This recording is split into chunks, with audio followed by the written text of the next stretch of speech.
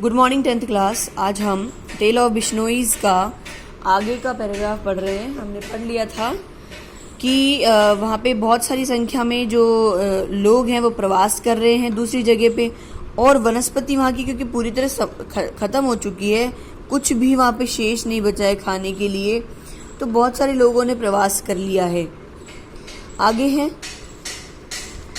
Tense of thousands of cattle perished on the way, और सैकड़ों हजारों की संख्या में जानवर जो हैं, मवेशी जो हैं, वो रास्ते में ही, क्योंकि वो प्रवास कर रहे थे, एक दो जगह से दूसरी जगह जा रहे थे, तो रास्ते में कई सैकड़ों की संख्या में जानवर मर गए। By now the whole country was barren, और अब तक पूरी जो कंट्री थी वो बंजर हो चुकी थी। There was not a tree in sight for miles together, और दूर तक एक भी पेड़ उनको नजर नहीं आ रहा था। नॉर अ सिंगल काउ, एक गाय नहीं दिख रही थी, एक काला हिरण भी नहीं दिख रहा था। The only people to hold on were big landlords like Jambaji's father with huge stores of bajra that somehow lasted through the difficult times. और अब जो वहाँ पे शेष रह गए थे लोग, वो कौन थे? जो कि मतलब वहाँ के मकान मालिक हुआ करते थे या वहाँ पे जमींदार हुआ करते थे। उनके पास क्योंकि पैसा था तो वो वहाँ पे रह सकते थे।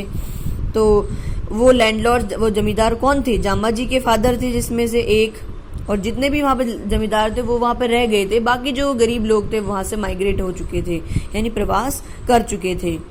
अब जाम्बा जी के फादर वहाँ पे रुके हैं, तो जाम्बा जी वहाँ पे हैं। और क्यों रुके हैं? विद ह्यूज स्टोर्स ऑफ बाजरा का उनके पास बहुत ज़्यादा संख्या में संग्रहण था, तो वो डिफिकल्ट यानी कठिन समय के लिए बचाया गया था, तो अब वो उसके सहारे रह रहे थे। Jamba ji was much affected by this drought, और जाम्बा जी इस सूखे से बहुत ज़्यादा प्रभावित हुए, आघात होने लगा। Many were the nights he spent in wakefulness, और बहुत सी रातें उन्होंने जागते हुए बिताई। Because of the suffering he saw around him, जो दुख उनके आसपास चल रहा था उसको जब वो देख रहे थे तो उनको नींद भी नहीं आ रही थी।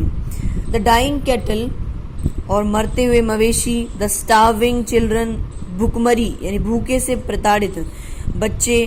दे haunted him day and night, ये सारा दृश्य उन्हें दिन और रात डराता था। And finally at the age of 34, और 34 साल की अवस्था में, ही हैड अ विजन, उन्हें एक दृश्य दिखा। He saw a man intoxicated with his own power,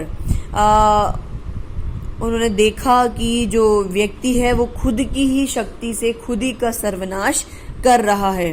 destroying the world around him, और अपने आसपास के दुनिया को भी विनाश में डाल रहा है या विनाश कर रहा है। And he decided to change it all, और उन्होंने इन सब चीज़ों को बदलने का निश्चय कर लिया। If life was to flourish again in this desolate land, अगर जो जीवन है वो दोबारा इस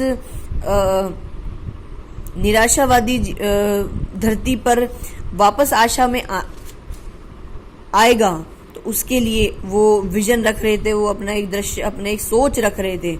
जाम्बा ji saw that man would have to live in a different way, और अगर वो इस निराशावादी धरती पर रहना चाहते हैं आशा के साथ में, तो उन्हें अपने जीने का तरीका बदलना पड़ेगा। And according to different tenets and belief, अपने अलग विश्वास और नीति को अपनाना पड़ेगा, क्योंकि जो उनकी अभी नीति है उसके हिसाब से तो वो जी नहीं पाएंगे लॉन्ग लाइफ में, क्योंकि वो कुछ संसाधन सीमित है, वो तो खत्म हो जाएंगे। तो उन्हें अपने विश्वास, अपनी जो नीतियां हैं उनको बदलना पड़ेगा।